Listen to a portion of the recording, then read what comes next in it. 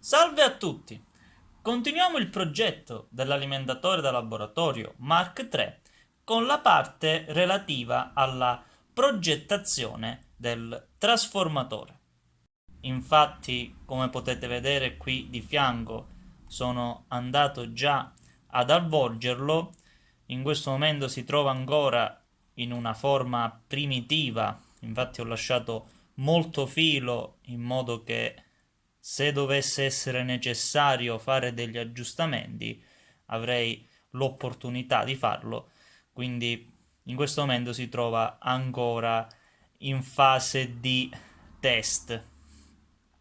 Ma andiamo a vedere come è stato dimensionato. Prima di tutto si sceglie il part number del trasformatore.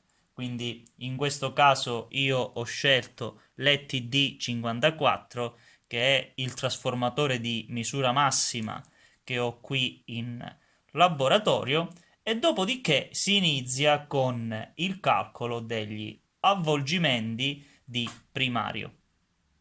Quindi, utilizzando questa formula che è stata ricavata nei precedenti video del canale e sostituendo i valori di questa applicazione, quindi abbiamo una tensione di mezzo ponte di 200 volt, una frequenza di switching di 35 kHz, un'area effettiva, quindi la sezione di questo trasformatore pari a 280 mm quadrati, e scegliendo una variazione massima del campo magnetico di 250 millitesla, otteniamo un numero di giri di primario pari a 34. Piccola precisazione da fare però è che se sostituite direttamente i valori in questa formula vi uscirà un numero di giri di primario leggermente più elevato. Questo perché in realtà bisogna sostituire il periodo vero, quindi il periodo di 35 kHz diminuito di 2 volte il dead time dell'integrato. Quindi essendo che userò l'IR2153, che il dead time è di 1,5 microsecondi, moltiplicato per 2 è pari a 3 microsecondi, quindi al periodo di 35 kHz bisognerà sottrarre una quantità pari a 3 microsecondi. Una volta calcolato il numero di giri di primario, si può passare al calcolo del numero di giri di secondario, ma questo risulta essere leggermente più complicato rispetto ad altre tipologie di convertitori. Infatti, la tensione di uscita risulta variabile a seconda che ci troviamo in light load rispetto a se ci troviamo in high load. Questo perché? Perché nuovamente a causa del dead time dell'integrato l'onda quadra che si genera sul lato del primario non è sempre continua, quindi sono presenti dei buchi dove non viene trasferita energia e questo causa una variabilità della tensione di uscita. Se il dead time fosse idealmente uguale a 0, quello che accadrebbe è che la tensione di uscita sarebbe davvero costante. Essendo che questo non è possibile, esisterà sempre una sorta di variabilità.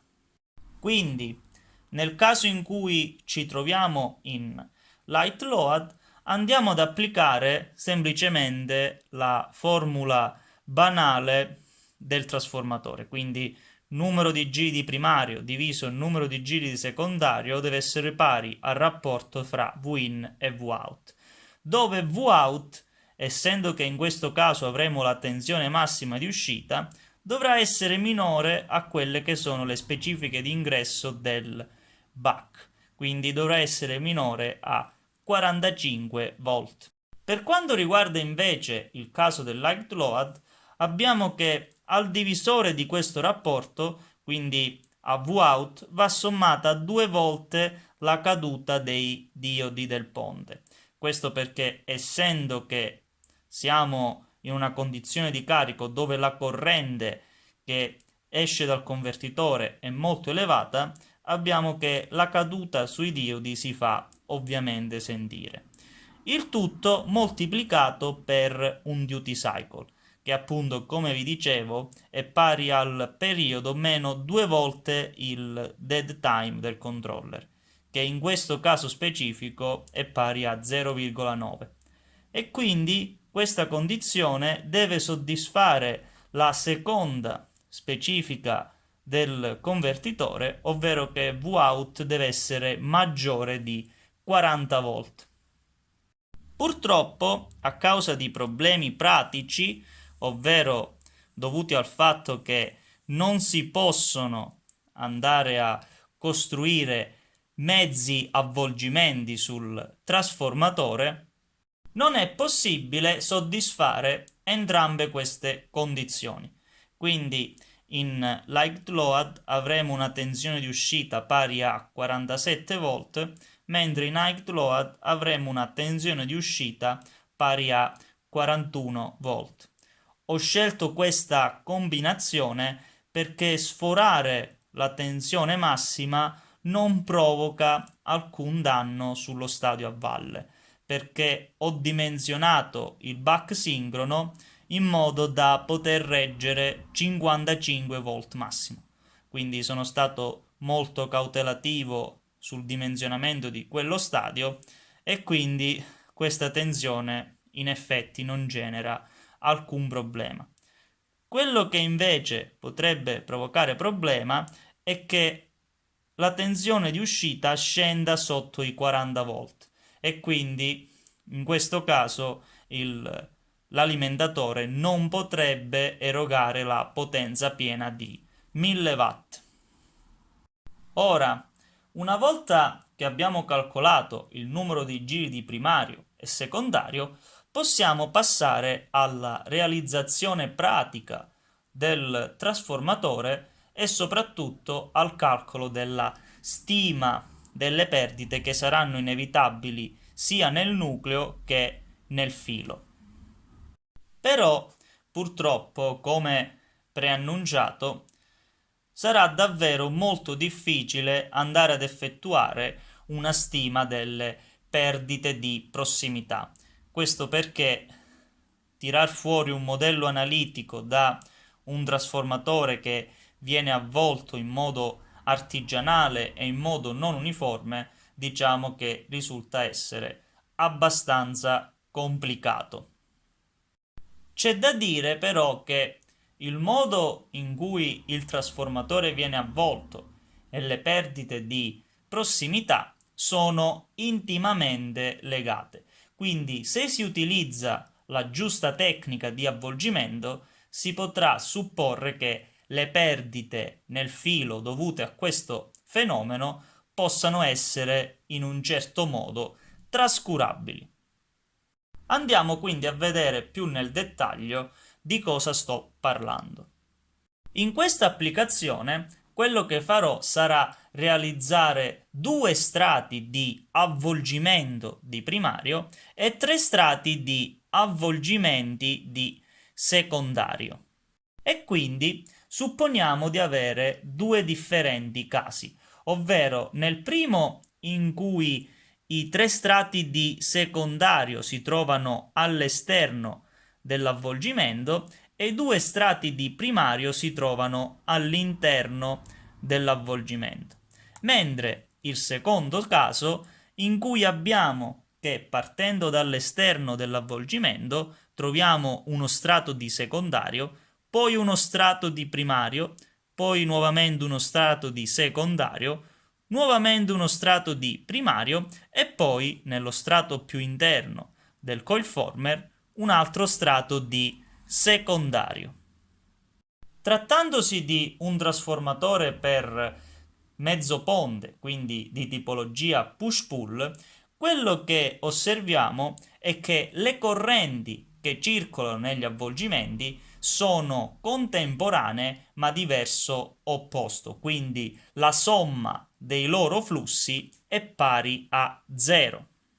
Quindi, partendo dall'analisi del primo caso, abbiamo infatti che sia all'esterno dell'avvolgimento che all'interno dell'avvolgimento la somma dei flussi magnetici è pari a 0. Il suo valore puntuale, però, spostandosi dall'esterno verso l'interno, risulta diverso da 0. Andiamo a capire perché. Partendo dallo strato più esterno, quindi che corrisponde a uno dei tre strati del secondario, avremo che in questo strato passerà un terzo della corrente totale di secondario. Quindi lo strato più esterno sullo strato successivamente interno, quindi il quarto strato, imporrà un campo magnetico che, diciamo, per avere poi alla fine la somma unitaria, definiremo pari a un terzo. Procedendo verso l'interno, abbiamo che il quarto strato impone un campo magnetico ulteriormente superiore di un terzo e quindi, sommandosi a quello precedente, raggiungeremo l'intensità di 2 terzi. Ripetendo il procedimento per il terzo strato, avremo che anch'esso incrementerà l'intensità del campo magnetico ulteriormente di un terzo e quindi raggiungeremo l'intensità massima pari all'unità che corrisponde alla posizione compresa fra il terzo strato e il secondo strato. Ed è quindi in questa posizione che registreremo le perdite di prossimità peggiori, in quanto l'intensità del campo magnetico è appunto il massimo possibile. Continuando a procedere verso l'interno, l'intensità del campo magnetico diminuisce, perché il secondo strato appartiene al primario e qui le correnti si muovono in modo inverso e quindi andrà a diminuire l'intensità pari a un mezzo, proprio perché su questo strato circolano metà delle correnti totali del primario. Quindi poi similmente sul primo strato avremo che diminuirà ulteriormente l'intensità del campo magnetico di un'altra quantità pari a un mezzo e quindi torneremo a 0. Se invece andiamo ad analizzare il secondo caso, abbiamo che alternando gli strati di avvolgimento, la situazione sembra essere totalmente diversa. Infatti, come prima, trovando uno strato di secondario, abbiamo che l'intensità del campo magnetico aumenta di un terzo, ma poi, essendo che c'è uno strato di primario, l'intensità del campo magnetico diminuisce di un mezzo e si porta a un valore negativo pari a un sesto. Poi troviamo uno strato di secondario, quindi questo valore di meno un sesto viene aumentato di un terzo e si porta a un valore positivo di più un sesto. Nuovamente troviamo uno strato di primario, quindi andiamo a sottrarre di meno un mezzo e quindi ci portiamo a un valore negativo di meno un terzo e poi, essendo l'ultimo strato di secondario, andiamo a sommare di più un terzo all'intensità del campo magnetico presente e quindi torneremo al valore di 0. Come possiamo vedere in questo secondo caso, quindi l'intensità del campo magnetico massima presa in valore assoluto si trova in questo punto e questo punto ed è pari al valore di un terzo inferiore rispetto a quello che trovavamo nel primo caso.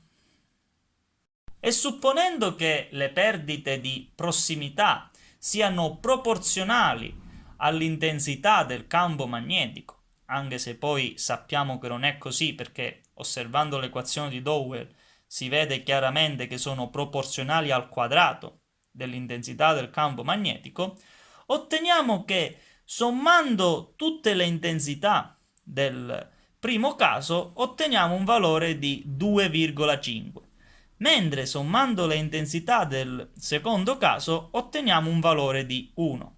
Quindi risulta chiaro che il secondo metodo di avvolgimento diminuisce di 2,5 volte le perdite rispetto al primo caso di avvolgimento, sempre supponendo che le perdite siano lineari, ma in realtà il secondo caso diminuisce di molte volte in più le perdite rispetto al primo caso. Ed è quindi proprio in questo modo che sono andato ad avvolgere il trasformatore. Quindi nella pratica ho fatto 4 spire di secondario nel primo strato, una spira di primario nel secondo strato, 4 spire di secondario nel terzo strato, una spira di primario nel quarto strato e 4 spire di secondario nell'ultimo strato. Ed in questo modo si può assumere che le perdite di prossimità siano davvero molto basse.